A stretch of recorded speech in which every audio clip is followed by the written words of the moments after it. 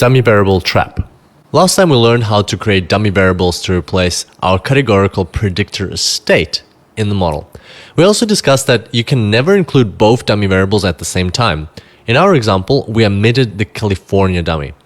Now, why is that? What will happen if we include the second dummy variable in the model as well? Let's see. The intuition here is that you're basically duplicating a variable. This is because d2 always equals to 1 minus d1. The phenomenon where one or several independent variables in a linear regression predict another is called multicollinearity. As a result of this effect, the model cannot distinguish between the effects of d1 from the effects of d2, and therefore it won't work properly. And this is called the dummy variable trap. If you do the math behind the scenario, you will see that the real problem is that you cannot have these three elements in your model at the same time, the constant and both the dummy variables.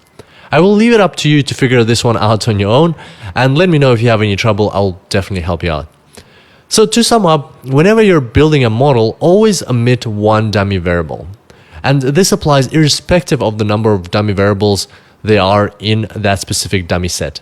If you have 9, then you should only include 8. If you have 100, then you should only include 99 of them. Also note that if you have 2 sets of dummy variables, then you need to apply the same rule to each set.